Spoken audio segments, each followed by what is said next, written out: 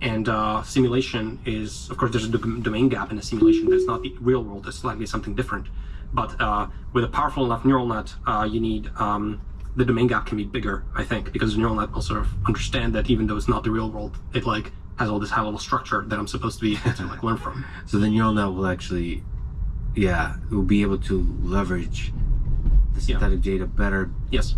By closing the gap, by understanding in which ways this is not real data. Exactly.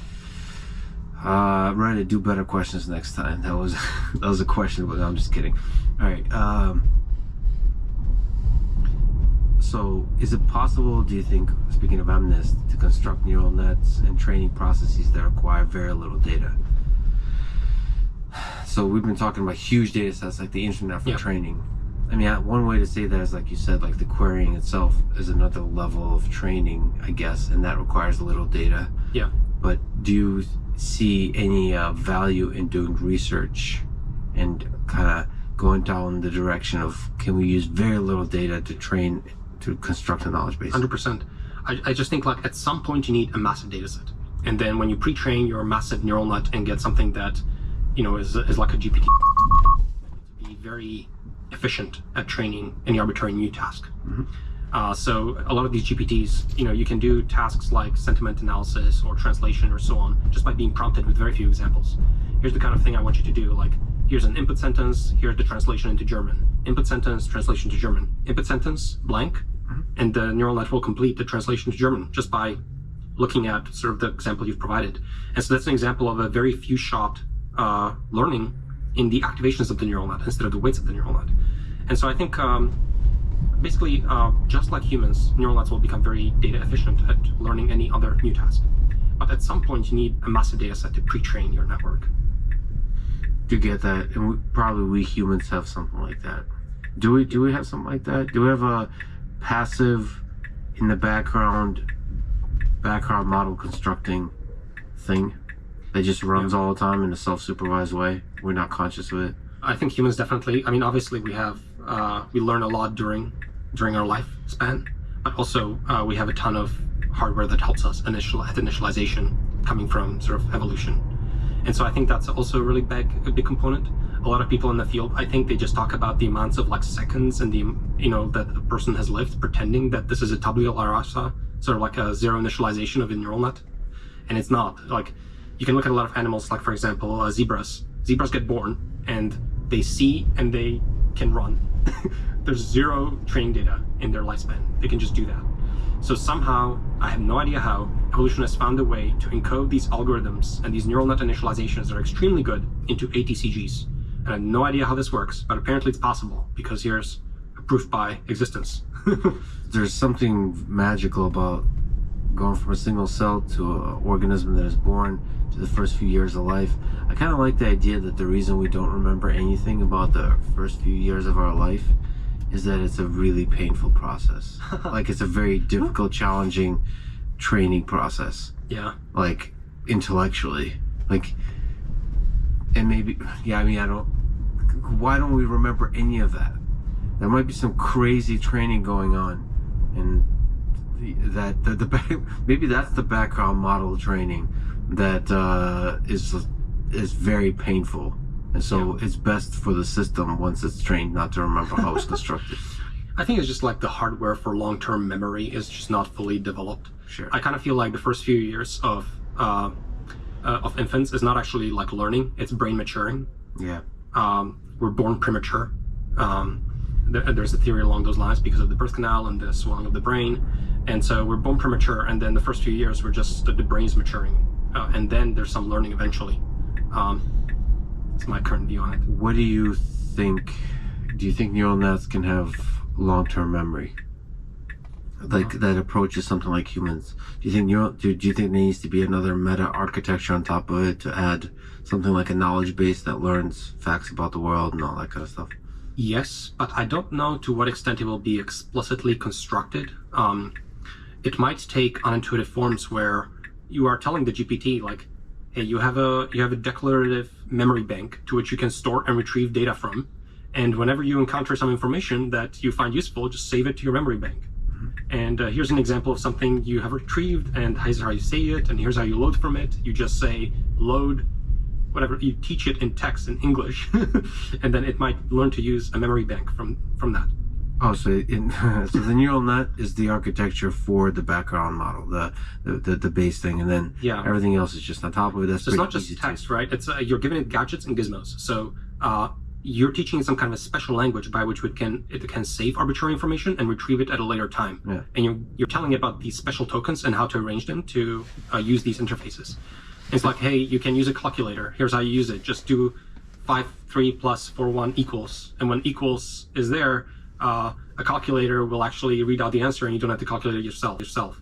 And you just like tell it in English. This might actually work. Do you think, in that sense, Gato is interesting, the DeepMind system, that it's not just new language, but actually throws it all in the same pile? Images, actions, all that kind of stuff. That's basically what we're moving towards. Yeah, I think so. So Gato is very much a kitchen sink of approach to like reinforcement learning in lots of different environments with a single fixed transformer model, right? I think it's a very sort of early result in that realm, but I think yeah, it's along the lines of what I think things will eventually look like. Right. So this is the early days of a system that eventually will look like this, like from a Rich Yeah. Sutton perspective. Yeah, I'm not super huge fan of, I think, all these interfaces that like look very different. I would want everything to be normalized into the same API. So for example, screen pixels, very same API, instead of having like different world environments that have very different physics and joint configurations and appearances and whatever, and you're having some kind of special tokens for different games that you can plug. I'd rather just normalize everything to a single interface, so it looks the same to the neural net, if that makes sense. So it's all going to be pixel-based Pong in the end. I think so. Okay. Let me ask you about your own personal life. A lot of people want to know, you're one of the most productive and brilliant people in the history of AI. What does a productive day in the life of Andrej Karpathy look like? What time do you wake up? Because imagine some kind of dance between the average productive day and a perfect productive day. So the perfect productive day is the thing to strive towards, and the average is kind of what it kind of converges to, given all the mistakes and human eventualities and so on. Yeah. So what time do you wake up? Are you a morning person? I'm not a morning person. I'm a night owl for sure. Mm-hmm. Is it stable or not? It's semi-stable, like 8 or 9 or something like that. During my PhD, it was even later. I used to go to sleep usually at 3 a.m. I think the AM hours are precious and very interesting time to work because everyone is asleep. At 8 a.m. or 7 a.m., the East Coast is awake. Mm-hmm. So there's already activity, there's already some text messages, whatever, there's stuff happening. You can go on like some news website and there's stuff happening, distracting. Mm-hmm. At 3 a.m., everything is totally quiet. And so you're not going to be bothered, and you have solid chunks of time to do work. So I like those periods, night owl by default. And then I think like productive time, basically, what I like to do is you need to like build some momentum on the problem without too much distraction. And you need to load your RAM, your working memory, with that problem. And then you need to be obsessed with it when you're taking a shower, when you're falling asleep. You need to be obsessed with the problem, and it's fully in your memory, and you're ready to wake up and work on it right there. So does the scale of, is this in a temporal scale of a single day or a couple of days, a week, a month? So I can't talk about one day basically in isolation, because it's a whole process. When I want to get productive in the problem, I feel like I need a span of a few days where I can really get in on that problem, and I don't want to be interrupted, and I'm going to just be completely obsessed with that problem, and that's where I do most of my good work. You've done a bunch of cool like little projects in a very short amount of time, very quickly, so that requires you just focusing on it. Yeah, basically I need to load my working memory with the problem, and I need to be productive, because there's always like a huge fixed cost to approaching any problem. I was struggling with this, for example, at Tesla, because I want to work on like small side project. But okay, you first need to figure out, okay, I need to SSH into my cluster. I need to bring up a VS Code editor so I can like work on this. I ran into some stupid error because of some reason. You're not at a point where you can be just productive right away. You are facing barriers. And so it's about really removing all of that barrier, and you're able to go into the problem, and you have the full problem loaded in your memory. And somehow avoiding distractions of all different forms, like news stories, emails, but also distractions from other interesting projects that you previously worked on or currently working on, and so on. Yeah. You just want to really focus your mind. And I mean, I can take some time off for distractions and in between, but I think it can't be too much. Most of your day is sort of like spent on that problem. And then, I drink coffee, I have my morning routine, I look at some news, Twitter, Hacker News, Wall Street Journal, etc. So It's great. So basically, you wake up, you have some coffee. Are you trying to get to work as quickly as possible? Or do you take in this diet of like what the hell is happening in the world first? I do find it interesting to know about the world. I don't know that it's useful or good, but it is part of my routine right now. So I do read through a bunch of news articles, and I want to be informed. And I'm suspicious of it. I'm suspicious of the practice, but currently that's where I am. Oh, you mean suspicious about the positive effect Yeah. of that practice on your productivity and your well-being, My well-being psychologically. and also on your ability to deeply understand the world, because there's a bunch of sources of information. You're not really focused on deeply integrating. Yeah, it's a little bit distracting. In terms of a perfectly productive day, for how long of a stretch of time in one session do you try to work and focus on a thing? A couple hours? Is it 1 hour? Is it 30 minutes? Is it 10 minutes? I can probably go like a small few hours, and then I need some breaks in between for like food and stuff.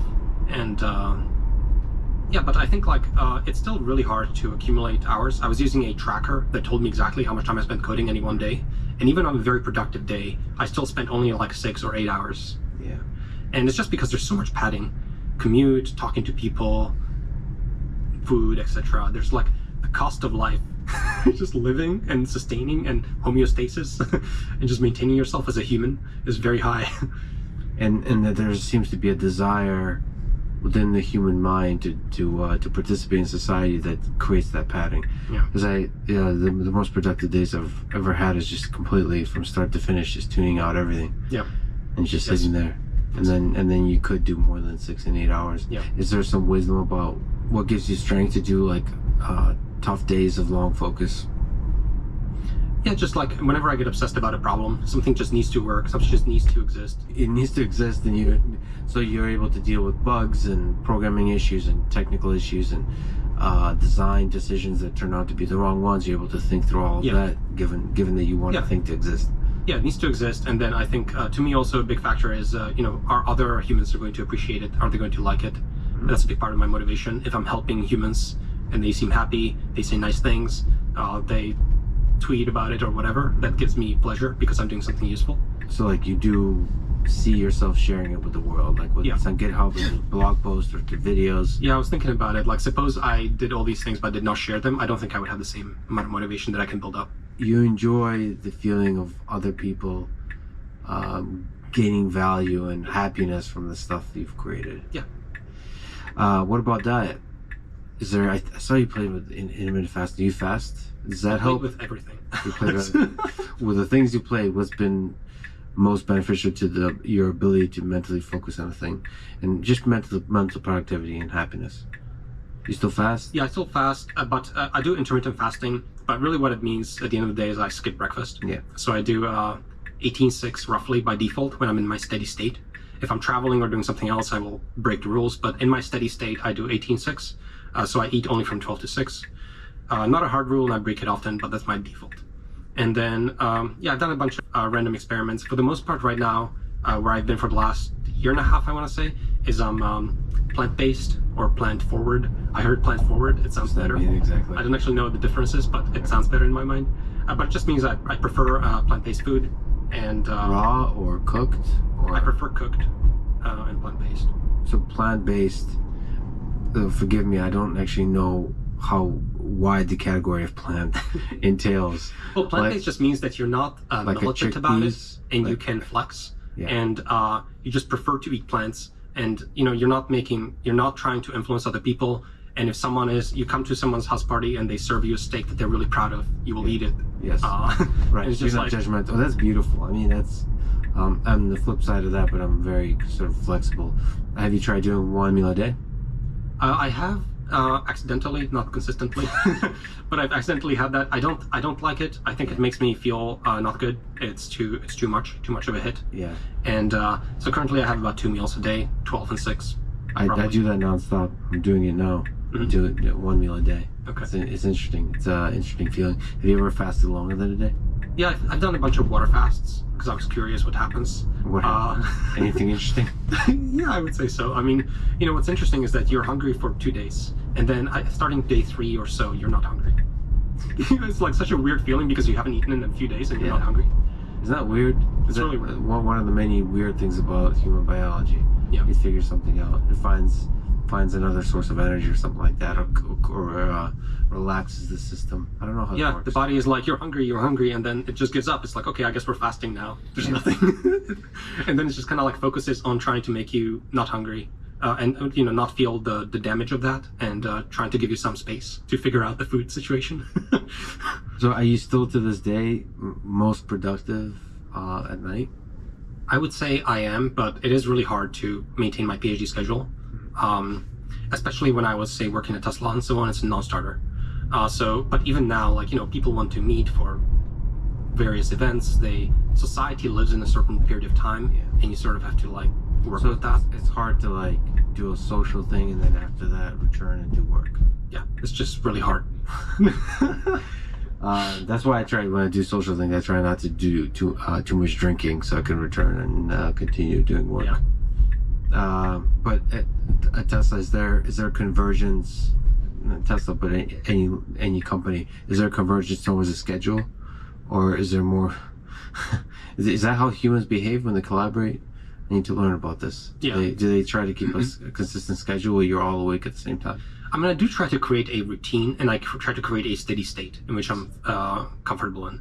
So I have a morning routine, I have a day routine. I try to keep things to a steady state, and things are predictable, and then you can sort of just like, your body just sort of like sticks to that. And if you try to stress that a little too much, it will create, when you're traveling and you're dealing with jet lag, you're not able to really ascend to, where you need to go. yeah, that's weird too about humans with the habits and stuff. What are your thoughts on work-life balance throughout a human lifetime?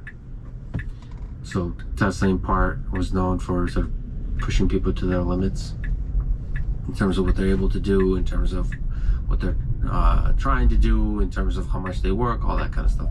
Yeah, I mean, I will say Tesla gets a little too much bad rep for this, because what's happening is Tesla it's a bursty environment. So I would say the baseline, my only point of reference is Google, where I've interned 3 times and I saw what it's like inside Google and DeepMind. I would say the baseline is higher than that, but then there's a punctuated equilibrium where once in a while there's a fire and people work really hard. And so it's spiky and bursty, and then all the stories get collected about the bursts. Yeah. And then it gives the appearance of like total insanity, but actually it's just a bit more intense environment. And there are fires and sprints.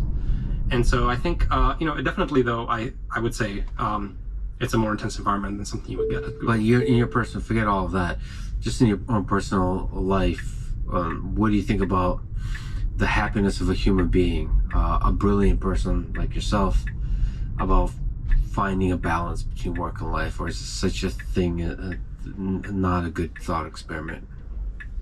Yeah, I think balance is good, but I also love to have sprints that are out of distribution, and that's when I think I've been pretty creative and as well.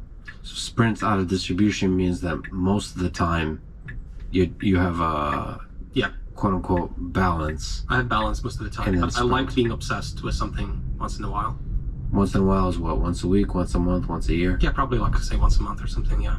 And that's when we get a new GitHub repo from Andre? Yeah, that's when you like really care about a problem. It must exist. This will be awesome. You're obsessed with it. And now you can't just do it on that day. You need to pay the fixed cost of getting into the groove. Yeah. And then you need to stay there for a while. And then society will come and they will try to mess with you and they will try to distract you. Yeah. Yeah, the worst thing is like a person who's like, I just need 5 minutes of your time. Yeah. The cost of that is not 5 minutes. Yes. And society needs to change how it thinks about just 5 minutes of your time. Right. It's never just 1 minute, just 30, it's just a quick What's thing. the big deal? Why are you being so... Yeah, no. What's your computer setup? What's like the perfect, are you somebody that's flexible to no matter what, laptop, 4 screens? Yeah. Or do you prefer a certain setup that you're most productive? I guess the one that I'm familiar with is one large screen, 27 inch, and and my laptop on the side. What operating system? I do Macs. That's my primary. For all tasks. I would say OS X, but when you're working on deep learning, everything is Linux. You're SSH'd into a cluster and you're working remotely. But what about the actual development, like using the IDE? So Yeah, you would use, I think a good way is you just run VS Code, my favorite editor right now, on your Mac, but you have a remote folder through SSH.